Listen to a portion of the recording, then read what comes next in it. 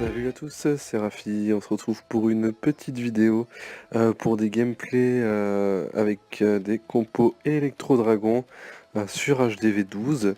Donc Electro Dragon, nouvelle troupe sortie il y a un mois à l'occasion de la HDV12 qui est disponible à partir de l'HDV11.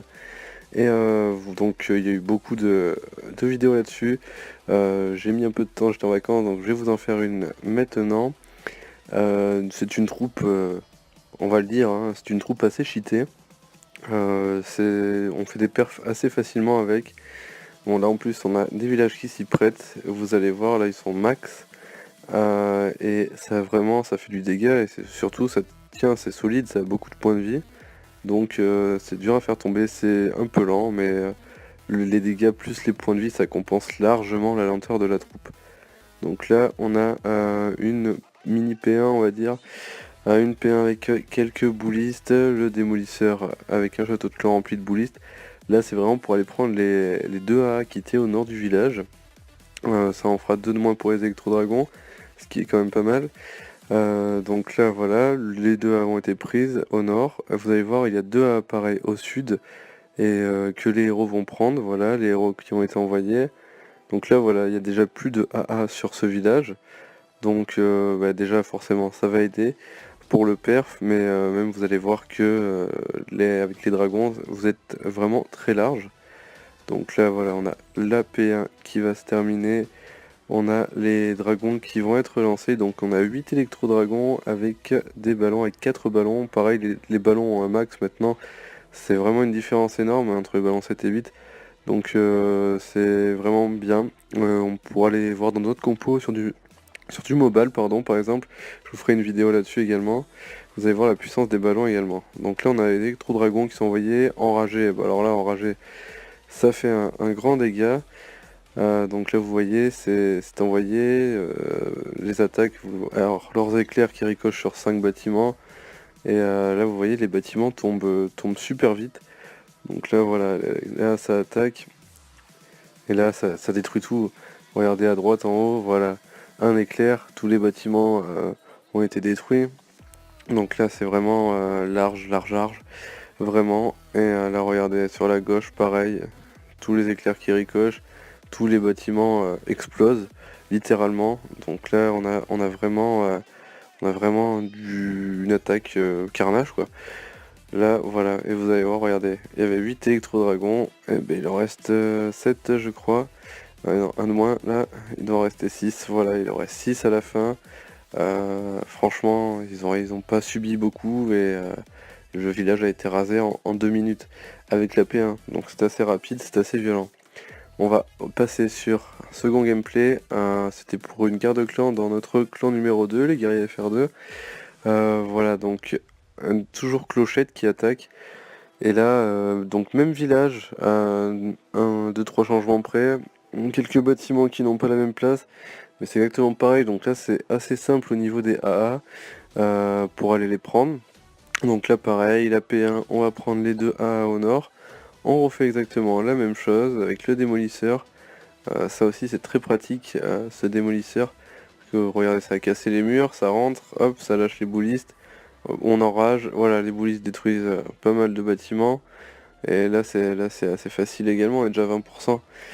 Donc rien qu'avec ça, on a les héros qui sont envoyés au sud, voilà. Donc là on voit mieux les deux A qui sont là. Le CDC voilà placé légèrement différemment donc qui sort avant. Bon rien de méchant. Donc là les CDC c'est un CDC à 35 places, j'essaierai de voir des gameplays avec des CDC à 40 places. C'est un peu différent quand on aura deux dragons à gérer par exemple.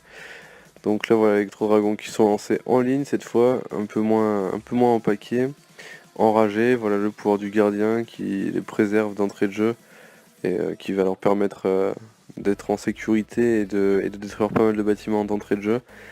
Donc là voilà, regardez ce carnage, tous les bâtiments tombent en 2 secondes, c'est assez puissant. Là on enrage encore, histoire d'aller un peu plus vite, ça part sur la droite. Là regardez les bâtiments à droite, paf, voilà, tout a explosé, tout est déjà détruit. Donc là il restait un bâtiment sur la droite, ils vont y aller. À gauche on regarde, le roi 50, paf, il est tombé sans souci. Là on a un électro-dragon qui explose, l'autre regardez il a beaucoup de vie, il se fait taper, il en perd pas beaucoup, et il fait un dégât monumental. Là voilà ça va aller prendre des bâtiments, regardez les trois électro-dragons sur la droite qui reviennent, regardez la lenteur.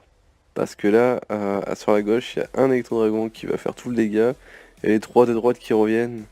La lenteur, vraiment, c'est assez exceptionnel, ça, quand même. Ah bon, heureusement, parce que vu le dégât que ça fait, mais ils ont mis quasiment le temps qu'un seul électro-dragon détruise toute la partie gauche. Les trois de droite ont mis tout ce temps pour revenir. Voilà, un perf, sans souci pour Clochette. Et là, on va partir sur une autre attaque en électro-dragon toujours, qui seront de niveau 2 cette fois, sur HDV12 également, sur le 1. Et là, c'est X Shadow FR qui va nous faire une attaque. C'est dommage, il perf pas, il fait un 89%, mais il lui manquait pas grand chose, franchement, donc il aurait pu perf. Ça s'est joué sur un ou deux petits détails. Puis ils sont niveau 2, ils sont pas niveau 3 cette fois, c'est quand même assez puissant. Donc là pareil, on a une P1 avec deux sorciers, deux boulistes, le démolisseur, voilà, avec le CC intérieur avec des boulistes et un géant. Les héros qui sont envoyés en même temps cette fois. Donc voilà, là, je pense que c'est ça l'erreur. C'est que le pouvoir du gardien a été utilisé sur les héros. Donc l'aigle a été pris là par exemple également, mais c'est pas ça qui fait le plus mal aux électro-dragons.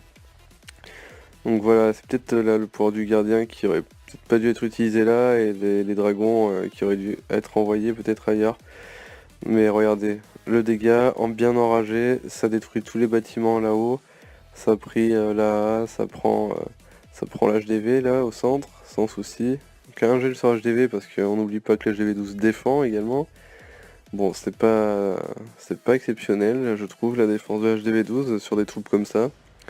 Regardez, tous les bâtiments là, ça ricoche et là tout est détruit en 2 secondes chrono. Là c'est dommage, c'est là que les dragons vont tomber parce qu'ils ont quand même, regardez, ce dégât sur les bâtiments.